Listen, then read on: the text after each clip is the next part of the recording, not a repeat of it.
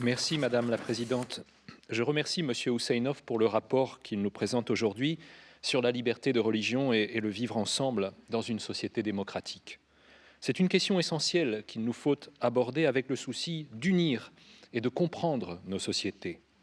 Les religions ne doivent plus être les causes ou les prétextes de conflits, voire même de guerre.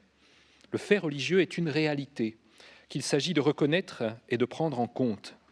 La liberté de religion, consacrée par la Convention européenne des droits de l'homme, est l'un des acquis essentiels de notre continent. Liberté de croire, liberté de ne pas croire aussi, et je le rappelle à dessein.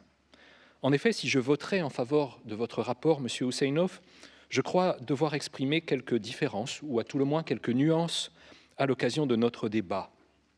La religion, pour moi, est une affaire privée. Croire ou non est une question qui touche profondément à l'intime.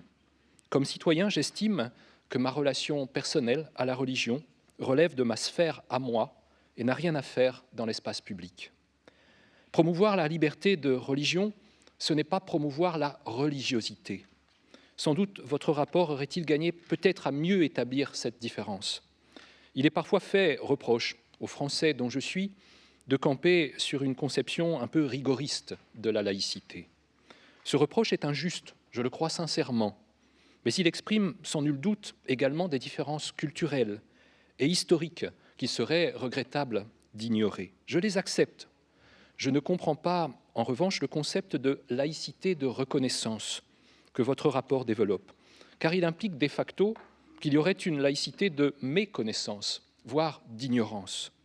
Or, la laïcité, mes chers collègues, elle est notre bien à tous, au-delà des convictions religieuses que l'on peut avoir ou ne pas avoir. La laïcité est la garantie de notre liberté en même temps qu'elle est la protection active de celle-ci.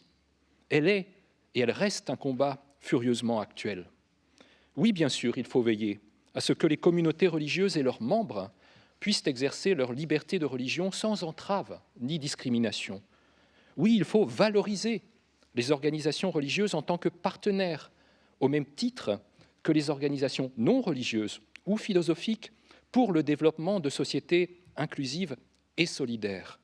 Oui, il faut enseigner et comprendre le fait religieux. Mais je me permets de rappeler également que la liberté est faite de devoirs et de droits.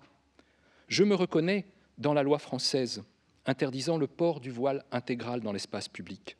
Je respecte les pratiques de circoncision, mais je ne saurais accepter qu'elles soient pratiquées par des personnes dépourvues de connaissances médicales, hors de toute condition sanitaire adéquate. Et je rappelle enfin aux églises qu'elles ne sont pas au-dessus de la loi. Le Kirchensteuer, l'impôt sur le culte, ne peut être demandé en Allemagne à celles et ceux étrangers qui se déclarent sans confession, et les certificats de baptême n'ont pas à être échangés par l'Église d'un pays à l'autre, au mépris de la protection européenne des données personnelles.